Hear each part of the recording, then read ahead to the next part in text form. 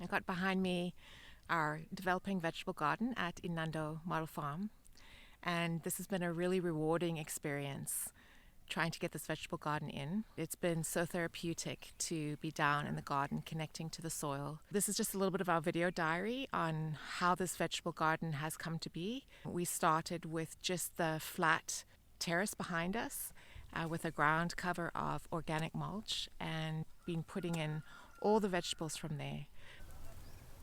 You see this so-called soil in this garden. It's not very soil-like. There's no life, there's no organic matter, it's dead, it's lifeless. And it's very, very hard. I mean, you can't put a pitchfork in this, and most people would say, well, just bring a tractor in and plow the whole thing up and soften it up. But the fact is, plowing turns a bad situation and makes it worse. So we're going to choose a different way. We're going to start here and move that way. So I'm calling this the top of my garden. This is section 1, section 2, section 3. So in section 1, we're planting what we call the fruit vegetables, things that you pick from above the ground but not leaf ones. Section 2, different kinds of leaf veg. And then section 3 is our root vegetables. Everything changes every 6 months. Our fruit section of our vegetable garden, we planted by seed. Here you can see that we dug planting stations for the squashes. They're much bigger vegetables. I'm telling you, the ground was so hard digging these planting stations, but we were able to amend that with the wood ash and the compost. And then it's super great to be able to plant some of the seedlings for the peas and see those begin to grow up. Each time we come back here, it'll be easier and easier every time. But this soil is hot. This is a serious job trying to crack and fracture this soil.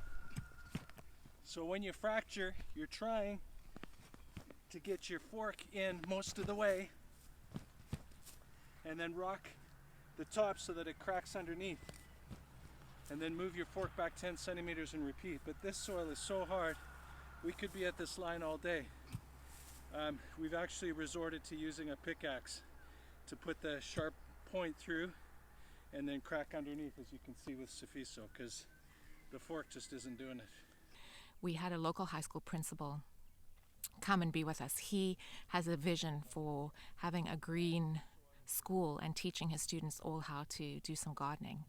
And so he was able to join with us, and we were able to teach him some of the main premises behind farming God's way in a vegetable garden. We've done everything with a hoe. We did have to do a significant amount of fracturing of the ground. This ground is incredibly hard. We fracture the ground to make space for the roots of the vegetables. This is such a great classroom.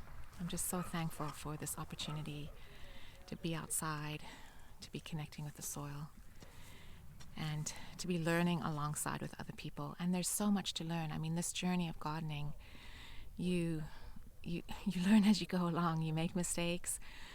Every time you meet a challenge, you learn something more. And it's so incredibly rewarding. You know, it's hard to memorize all the spacing for the different vegetables, but I find that when I actually plant and do it myself, that's a way that I get cemented in my mind, the spacing of something. So for instance, I planted the beets, and I can visualize that every 10 centimeters I was putting those beets in. And so now the next time I go to plant some beetroot, it's going to be so much easier for me to remember because I have that visual picture. Our 60 centimeter measuring stick came in so helpful in the planting of these leaf vegetables, the kale, the spinach, the broccoli, and the cauliflower.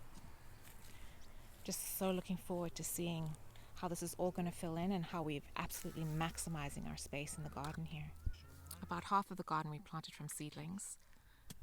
Gives you a huge step ahead when you get some seedlings. There are some plants that we can only plant from seeds. So the carrots behind me, we planted from seeds. Those are coming up. We've got these butter lettuce seedlings that are doing well, nice and healthy, but this is the main secret, is this blanket. And if we take that blanket aside,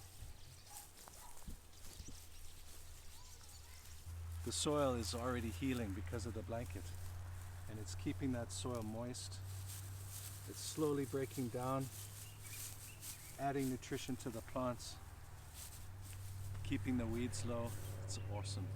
This kind of diligent work, you feel so good at the end of the day. You know that you've invested something into your land, that things are getting better. So I just encourage all of you, if you have hard land like we do, persevere. Do the fracturing, do things to a high standard so that in the end you're going to see your land improving and next year it won't be nearly as difficult. No, it's awesome to be able to show the abundance that can come from the land and the restoration to the soil. We've had a number of people come in the last couple of weeks already, and just while these plants are small, their eyes go wide and they can see and experience in this experiential garden what's possible. Well, and how much work have you personally put into here? Oh, plenty. But it's work that brings joy. It's not toil. It's not working for nothing. It's partnering with God in His good creation to see His glory revealed in the soil and in the land and in the vegetables that feed us, and then God gets glorified in the strength and work that we do in helping others. Yeah, and it's been a lot of fun working with people, just walking alongside and having conversations and chatting. And those light bulb moments are the best. We've been thinking a lot about the food security crisis here in South Africa as we put this garden in. I've been thinking as we've been digging in this hard ground, Lord, just soften people's hearts, help them to see that there is provision for them through gardening. Funnily enough, just today, walking down in front of our garden on the road here, a guy stopped and he said, please, I've got no food. Can you give us food? The instant fix isn't the solution. We're just so longing for people just to see that they have soil and do something about it. And you can start, and within months, you can start to see the results from it. So, let's try and encourage everybody to plant a garden.